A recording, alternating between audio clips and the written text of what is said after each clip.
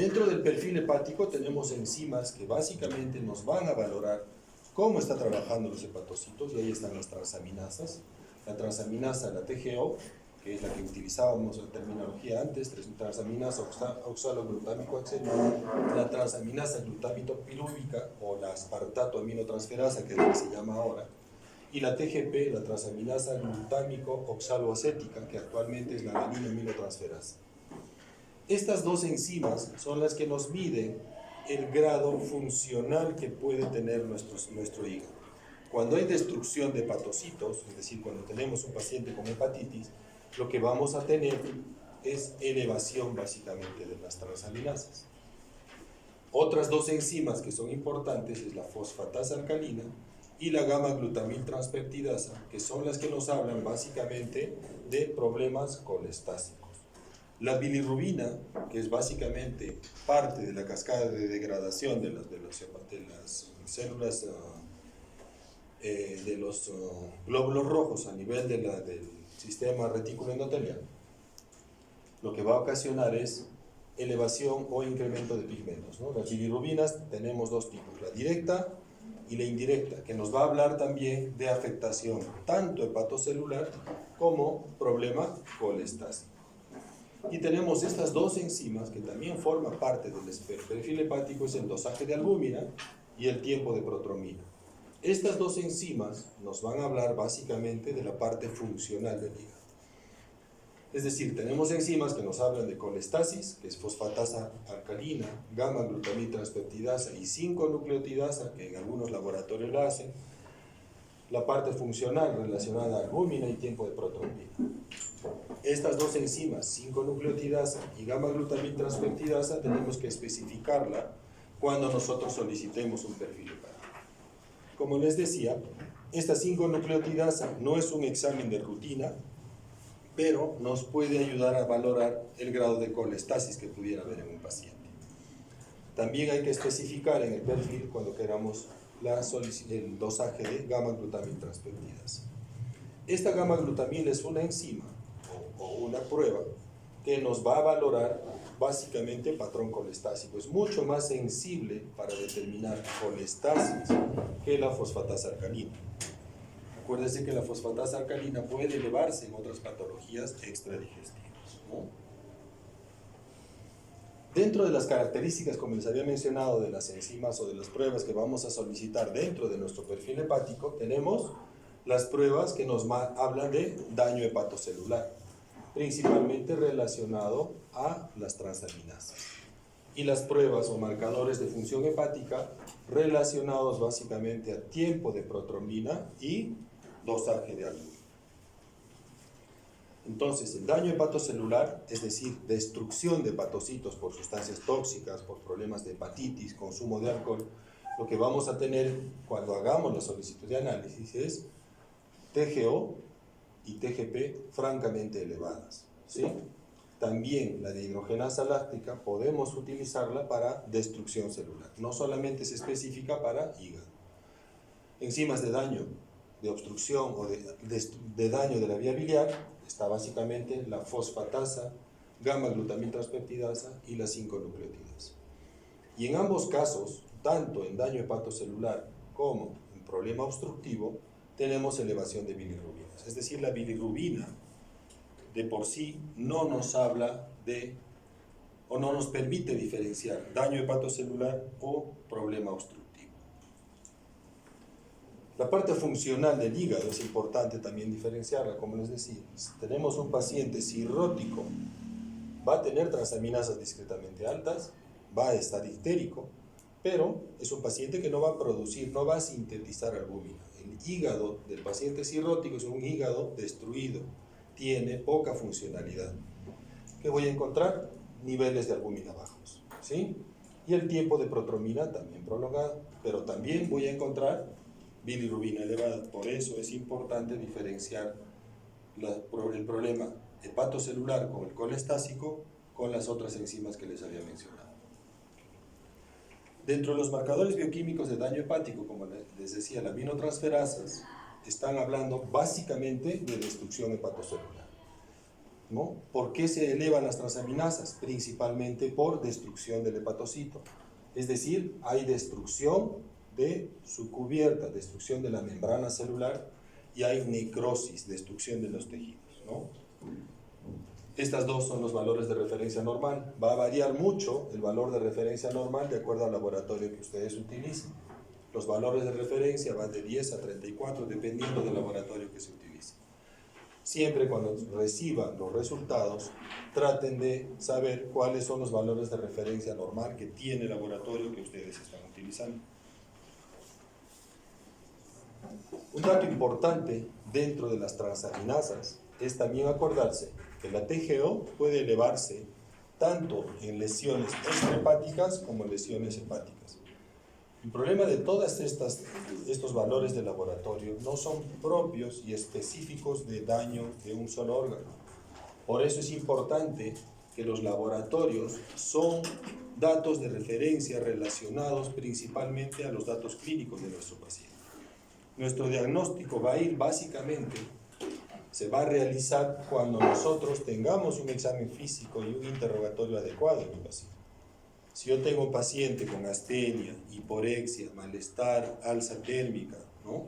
Ha tenido contacto o ha estado en una zona endémica, yo le examino, tengo un hígado aumentado de tamaño, lo veo histérico, yo voy a pensar principalmente que puede ser una hepatitis, ¿no? Pero a diferencia de otro paciente que viene con dolor cólico, primero cólico, después de ingesta de grasas, ictericia, coluria, el hígado normal, le encuentro un signo de Murphy positivo, ¿no? O un Desjardins positivo, lo que voy a sospechar es un problema colestásico. Probablemente tenga transaminasas un poco altas también, pero mis análisis van a ir direccionados básicamente a mi sospecha clínica. Los análisis no les hacen el diagnóstico. Lo que hacen los análisis, corroborar el diagnóstico que ustedes están sospechando clínicamente. Si ustedes se amparan exclusivamente en los laboratorios, van a tener distorsión en la apreciación diagnóstica de vuestro paciente. La TGP, o la alaninoaminotransferasa, es básicamente una enzima que nos habla principalmente de daño hepatocelular. La TGP es básicamente propia del hígado. Como P podrían tomarla como mnemotecnia, es exclusivamente daño hepatocelular. Y básicamente es por injuria de la membrana, apoptosis y necrosis hepatocelular. La TGO es una enzima que también nos habla de daño hepático, pero puede estar elevada en otras afectaciones.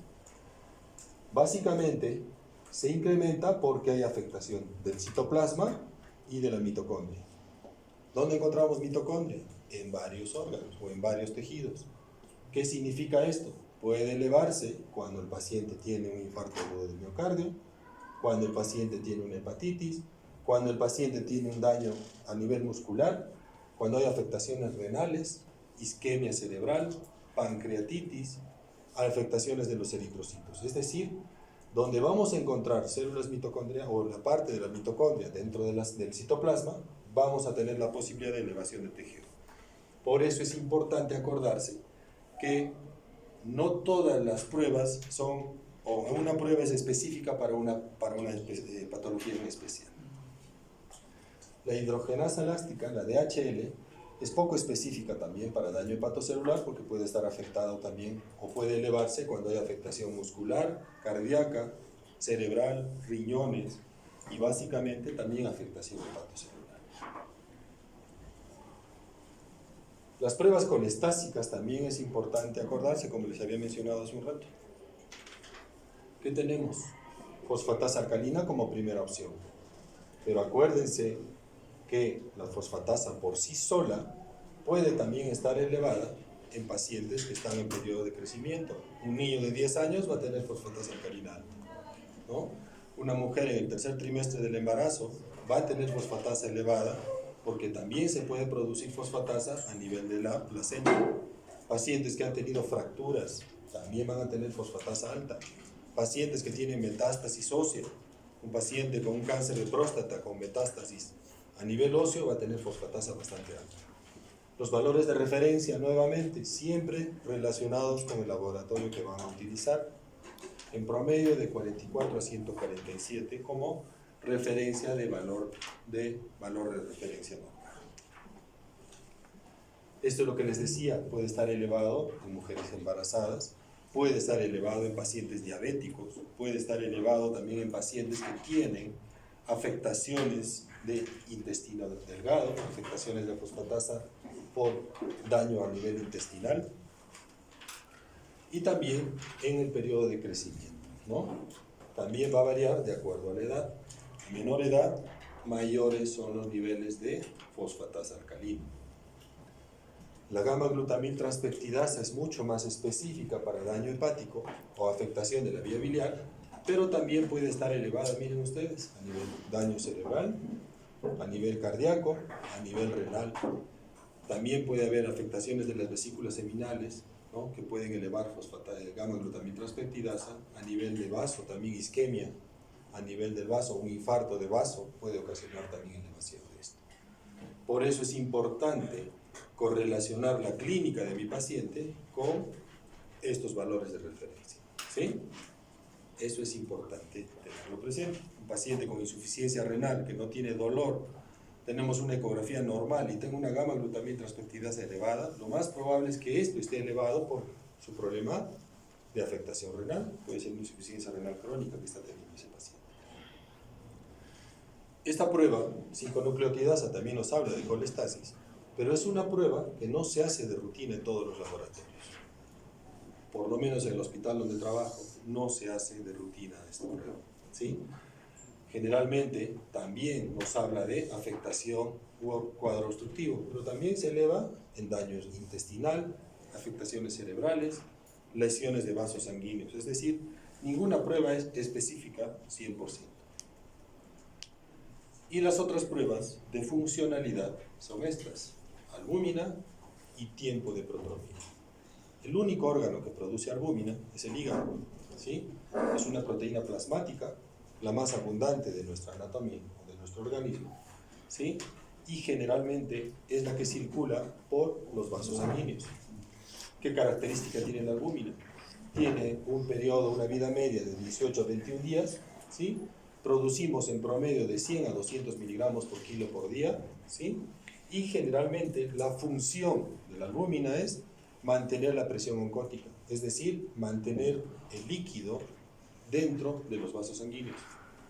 Cuando baja los niveles de albúmina a nivel plasmático, ¿qué vamos a tener? Va a haber extravasación de líquido a tercer espacio. Eso es lo que pasa con nuestros cirróticos. Los cirróticos que han podido ver en hospitalización generalmente tienen edema periférico, ¿no?, y ascitis. Cuando hay extravasación de líquido es porque la albúmina ha reducido sus niveles a nivel plasmático. Permite también una adecuada distribución de los líquidos a nivel de los tejidos, ¿no?, y los valores promedios de referencia normales de 3.4 a 5.4. La vida media, como les decía, de 14 a 21 días. A diferencia de la albúmina que le ponemos al paciente cuando reponemos, cuando le sacamos líquido, ¿no? La vida media de esta albúmina sintética, si le podemos llamar así, en promedio son de 8 a 12 horas, ¿no? Se destruye con mucha más facilidad. La otra sustancia que se produce a nivel del hígado, ¿no?, es el tiempo de protromina, es un factor de coagulación que nos mide básicamente la vía extrínseca, principalmente mediada por los factores 7, 10 y 12 de la cascada de la coagulación, ¿no? ¿Qué permite esto? Permite la activación del fibrinógeno, es decir, la conversión de fibrinógeno en fibrina. Un dato importante de esta sustancia es que es dependiente de la vitamina K. La vitamina K es una sustancia liposoluble que se absorbe a nivel de intestino delgado, que se absorbe gracias a los niveles de sales biliares que se liberan a través de los conductos biliares hacia el intestino. Si tenemos un déficit en la síntesis de estas sustancias porque hay obstrucción de los canalículos biliares, lo que va a pasar es que no se va a absorber adecuada vitamina K y básicamente va a haber déficit y alteración o elevación de ese tiempo de protromina.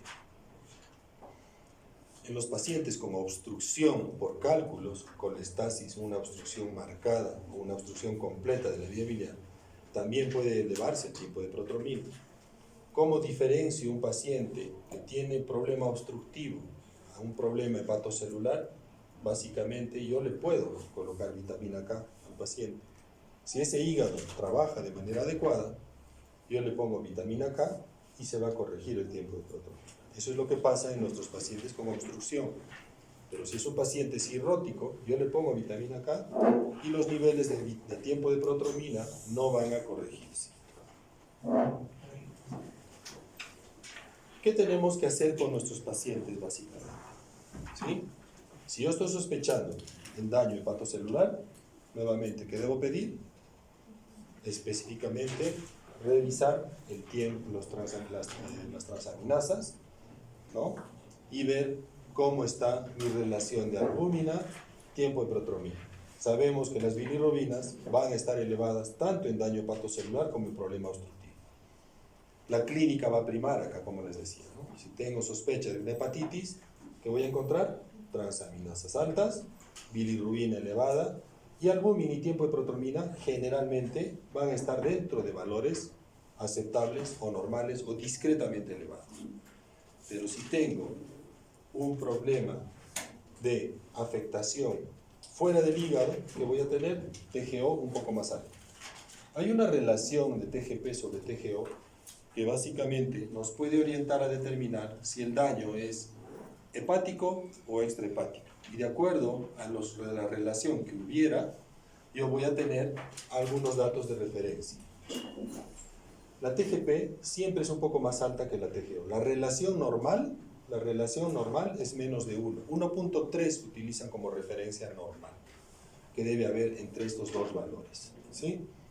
Cuando tengo un valor superior a 2, una división entre el TGO sobre la TGP más de 2, yo sospecho que este paciente tiene daño hepático por consumo de alcohol. Es que la única enfermedad hepática en la cual ustedes van a tener un valor diferente o superior a 2, que básicamente les puede estar hablando de un paciente que tiene daño hepático por consumo de alcohol. Otro dato importante que van a encontrar en los pacientes alcohólicos es que la gamma-glutamil transpeptidasa va a estar elevada. La gamma-glutamina en este grupo de pacientes sirve como control o parámetro para determinar que el paciente esté en abstinencia. El paciente que consume alcohol, el alcohol, acuérdense que es una droga, ¿no? Es una droga social, pero cuando se hacen estudios o cuando se hace el seguimiento de estos pacientes dependientes del consumo de alcohol, que generalmente deben estar sin consumir, por ejemplo, un paciente que es candidato para trasplante, que nosotros tenemos que determinar que este paciente no consume alcohol por lo menos 6 meses, nosotros podemos utilizar como seguimiento el dosaje de gamma-glutamil transpeptidasa. Un paciente que no consume alcohol, los valores de gamma-glutamil generalmente están normales. Pero si el paciente tiene consumo de alcohol reiterado o continuo, los valores de esta enzima van a estar bastante elevados. Y eso les puede servir a ustedes de parámetro para determinar si el paciente sigue consumiendo alcohol. En los cuadros colestásicos, básicamente lo que tenemos es la elevación propia de la fosfatasa alcalina a elevación de gamma-glutamil transpeptidasa. Cuando hay colestasis, también van a encontrar disociación o discreta variación de los valores de las transaminasas. No a valores similares a una hepatitis, pero generalmente van a tener una alteración disociada, es decir, la TGO un poco más alta que la TGP muchas veces, o al revés. Puede haber variación de los valores.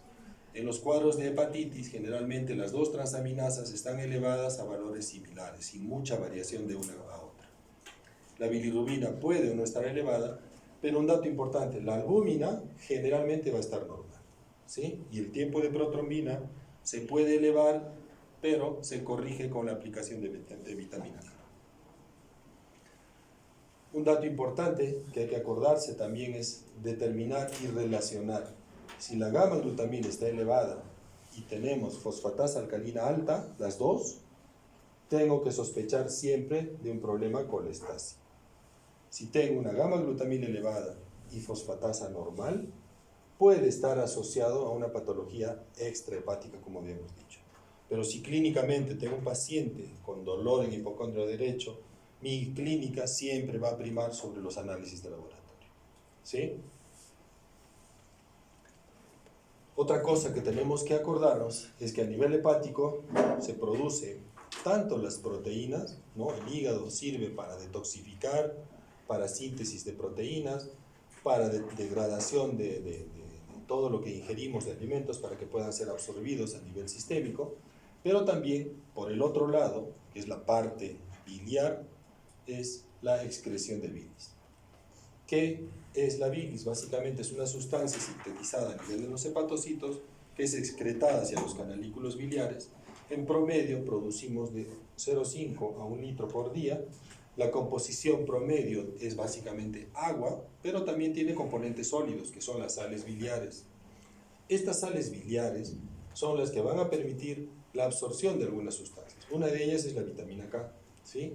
Estas sales biliares y todo el componente que tiene, la parte sólida principalmente, ¿no? El ácido ursodeoxicólico y el quenodeoxicólico, se reabsorben a nivel de intestino delgado, la parte final del intestino. El ciclo entero hepático básicamente se hace aproximadamente de 6 a 8 veces por día. Todas estas sustancias que se producen solamente se excretan una cantidad mínima y son las que dan la pigmentación, la coloración a nivel intestinal. El pool de sales biliares promedio es de 2.5 a 3 gramos, ¿sí? Pero generalmente todo esto se reabsorbe. Solamente de estos 3 gramos que producimos o que se liberan de manera regular, solamente se producen 0.5 gramos por día. El resto se reabsorbe, ¿sí? Cuando tenemos afectaciones intestinales o cuando hay daño del intestino delgado distal, vamos a tener problemas de esta circulación, ¿no? Y estos pacientes, generalmente, cuando tienen grandes cantidades de sales biliares a nivel intestinal, van a tener generalmente problemas de diarrea. La bilirrubina, también, como les decía, va a estar elevada tanto en daño hepatocelular como en problema colestásico. No nos sirve para diferenciar uno del otro, ¿no? Y las pruebas de síntesis, siempre acordarse de la proteína, ¿no? La albúmina, que es básicamente la sustancia que se produce en nuestro hígado, ¿no? Y generalmente va a estar normal en cuadros agudos hepáticos y en problemas colestásicos, ¿no? Si tengo una coledocolitiasis, este paciente va a tener valores de albúmina normales. El tiempo de protrombina va a estar alterado, como les decía, cuando hay afectación hepatocelular o cuando no se absorbe adecuadamente la vitamina K, ¿sí?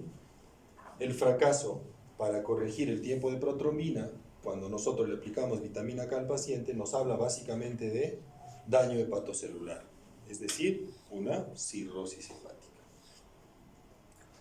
Un dato clínico importante o un dato importante para cualquier diagnóstico es siempre nuestra historia clínica. Una apreciación clínica completa nos va a permitir hacer un diagnóstico adecuado. Cuando tengamos un paciente con sospecha de cirrosis, siempre tenemos que interrogar la posibilidad de consumo de alcohol. Si tenemos a un paciente con un problema de hepatitis o un paciente con sospecha de una falla hepática, una insuficiencia hepática, la insuficiencia puede estar asociada a un problema viral, pero también puede estar asociado al consumo de medicamentos. El paracetamol es un medicamento de uso común y está relacionado a falla hepática cuando hay consumos de dosis altas.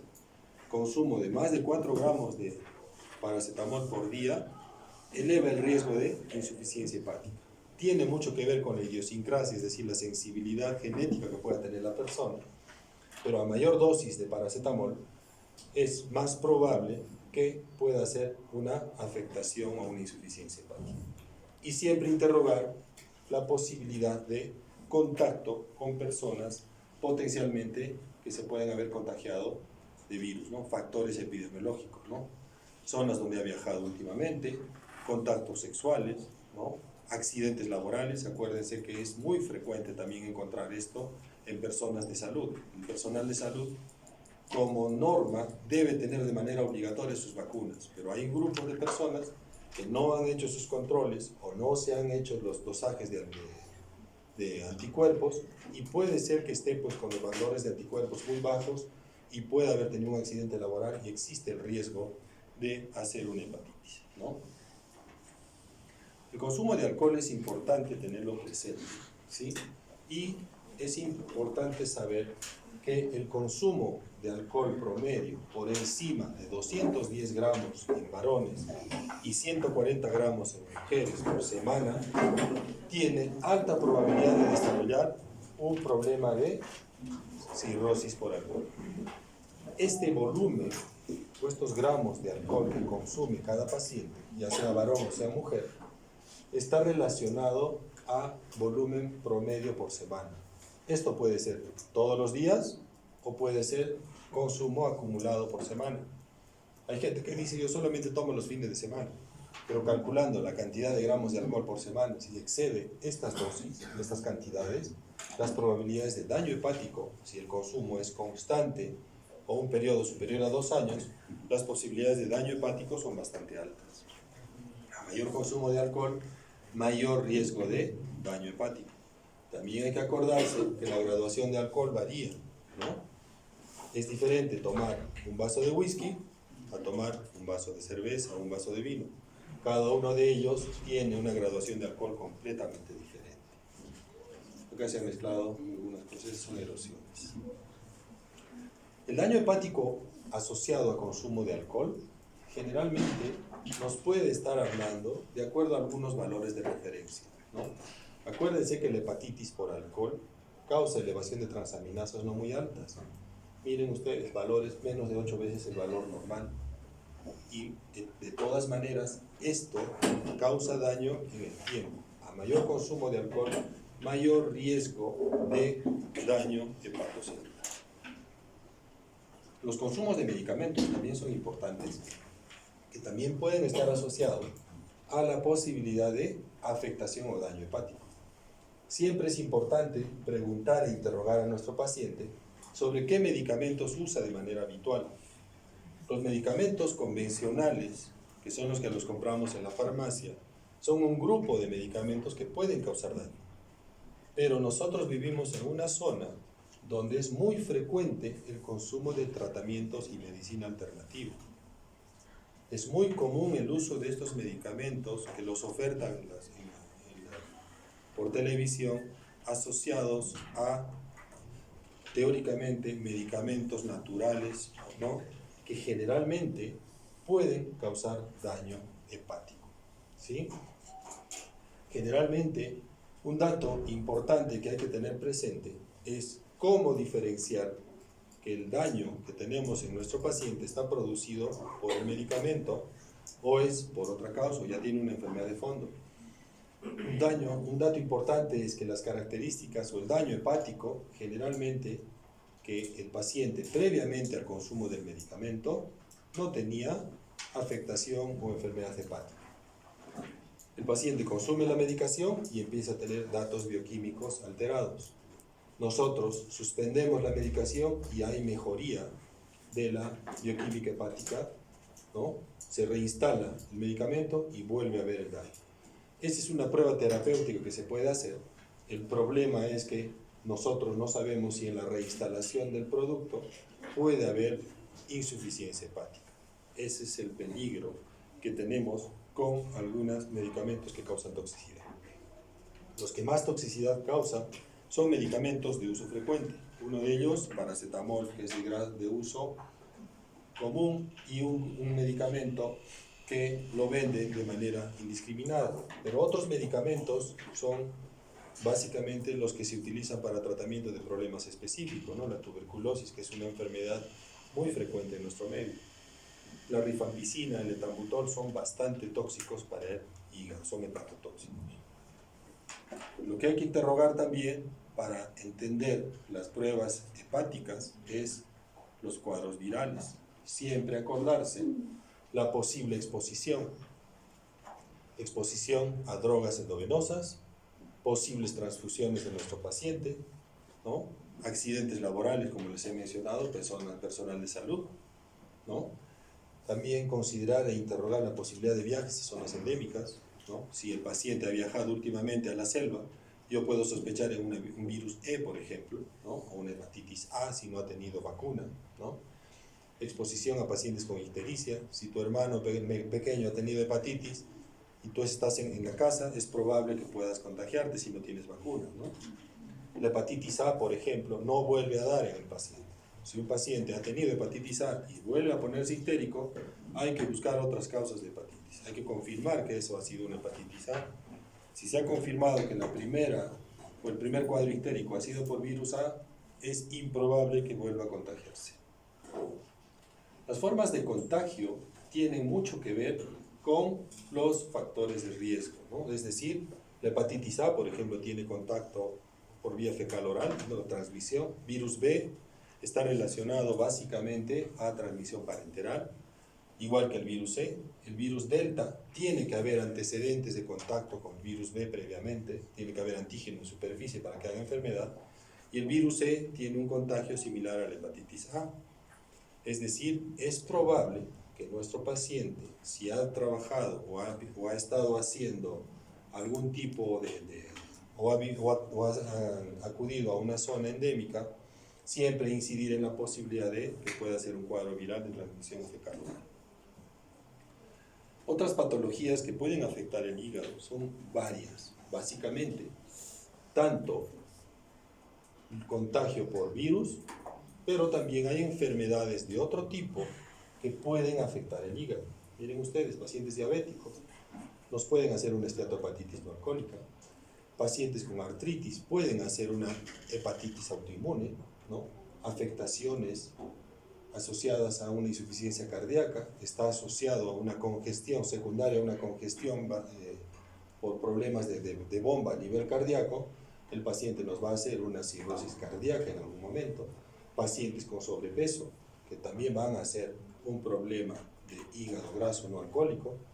La gestación puede ocasionar un problema de colestasis, puede ocasionar un problema de hígado graso, puede ocasionar un problema de falla hepática asociado básicamente al síndrome de HELP, que es un problema de elevación de transaminasas, hipertensión y alteraciones de factores de coagulación que tiene alta mortalidad. Pacientes con enfermedades autoinmunes intestinales como la colitis ulcerativa y enfermedad de Crohn, que pueden hacer colangitis esclerosante primaria, ¿no?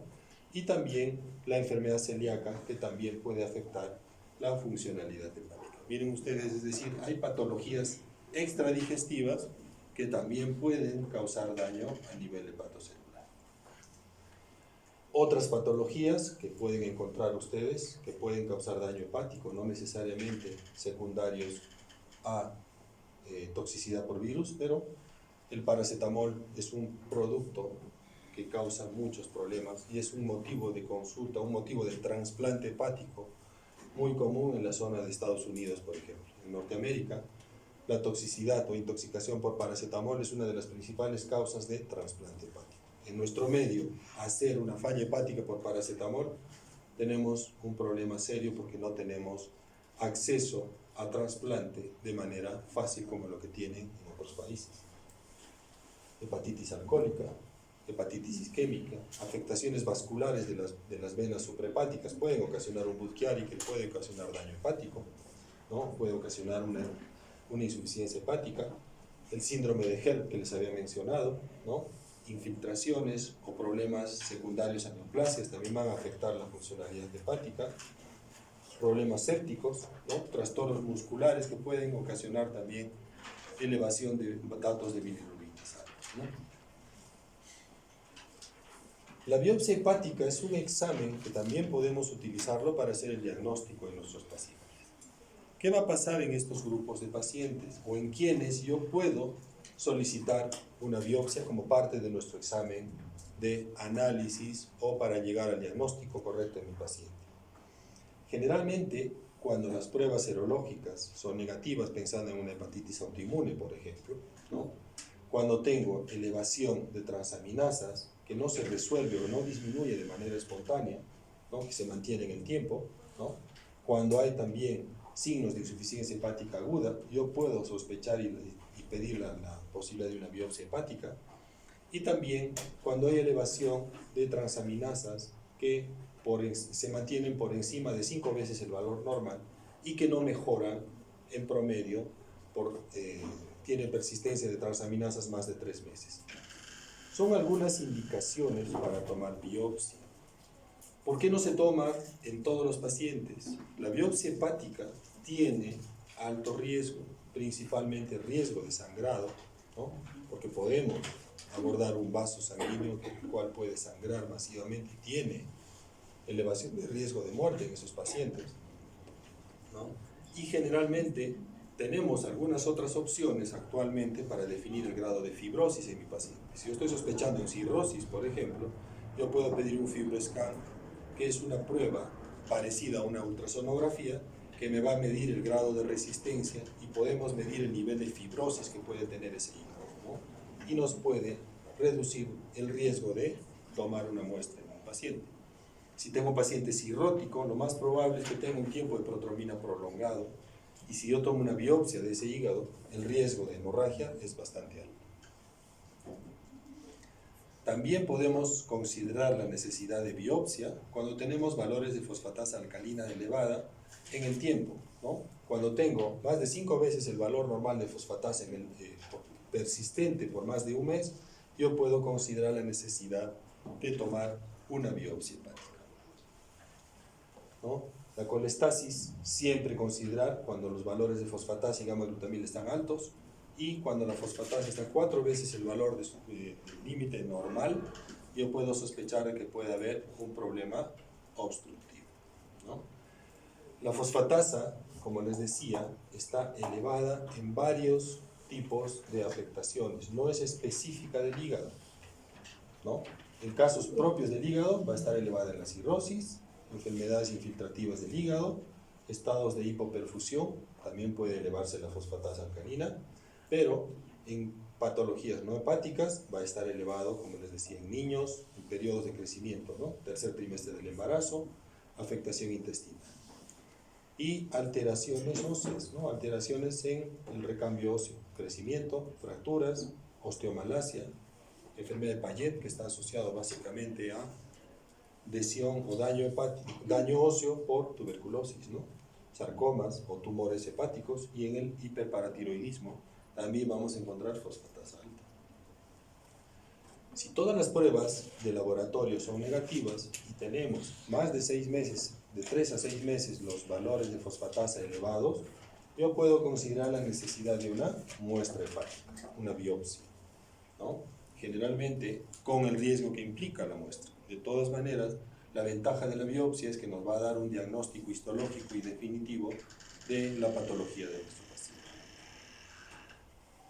Siempre para confirmar, como nuevamente les repito, que la afectación o la elevación de fosfatasa es de origen hepatocelular, es que tengo que asociarla con valoración de gamma-glutamil y 5-nucleotidasa si tengo en el laboratorio. La gamma-glutamil puede estar elevada, como les había dicho, en otras patologías como afectaciones de corazón, de riñón, consumo de alcohol también, ¿no? Y también miren ustedes, consumo de medicamentos, barbitúricos, fenitoína, ¿no? Que es un anticonvulsivante. Siempre nos va a hablar de la posibilidad de colestasis o de obstrucción cuando esté elevada. Y yo sospeche de patología hepática. Pero también, como les decía, me puede servir para el seguimiento de pacientes que tienen consumo o abuso crónico de alcohol. Cuando yo tengo la dependencia de alcohol, me puede servir para determinar si mi paciente sigue consumiendo alcohol. Otros exámenes, aparte de los de laboratorio que puedo solicitar, es la ultrasonografía, que es un examen de fácil acceso en las emergencias. Me va a permitir valorar la vía biliar, me va a permitir valorar la vesícula, y también si hay masas o tumoraciones, o ver el tamaño hepático. Si tenemos esplenomegalias, si es un paciente que tiene un hígado pequeño y tengo un vaso grande, ¿no? Puedo ver que este paciente puede tener hipertensión portal. O puedo ver y medir la porta. Si la porta está más de 15 milímetros, yo sospecho que ese paciente tiene hipertensión portal. También puedo encontrar líquido libre en cavidad. Como flujograma, ¿qué puedo decir de la ecografía? Puedo tener una vía dilatada o una vía normal. una vía biliar. Si tengo una vía biliar dilatada, ¿qué puedo pensar? La posibilidad de una obstrucción, coledocolitiasis, o cáncer de páncreas, o colangiocarcinoma. Si yo tengo sospecha de cálculo en el colédoco y no veo el cálculo, ¿no? Porque muchas veces la ecografía solamente ve un colédoco dilatado, ¿qué voy a solicitar? Una colangioresonancia. Si tengo una vía biliar normal, ¿qué puedo pensar? En la posibilidad de que la lesión está dentro del hígado, ¿no? Puede ser un hepatocarcinoma, puede ser una metástasis a nivel hepático, o puede ser una colección o una necrosis intrahepática. Los otros exámenes, tomografía, colangioresonancia, la ecoendoscopía, que puede ser un examen para ver y valorar la parte de la vía biliar distal, y la CEPRE es un procedimiento endoscópico que se utiliza para resolver el problema obstructivo, ya no se utiliza para diagnóstico. Tiene alto riesgo de que nuestro paciente que le practiquemos una CEPRE pueda hacer pancreatitis, o pueda hacer una hemorragia por el procedimiento, o pueda hacer una perforación intestinal por el mismo procedimiento. Ese es el tema de hoy, muchachos, básicamente, que es lo que quería comentarles. Podríamos ver algo básicamente con respecto a algunas patologías asociadas a elevación de bilirrubinas. Eso lo vamos a ver en la clase siguiente. Lo que quería básicamente es, saquen una hojita por favor. Son 3 preguntas, muchachos.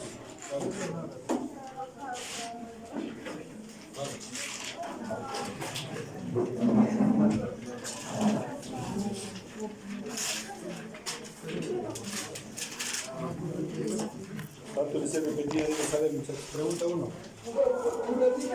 Vamos.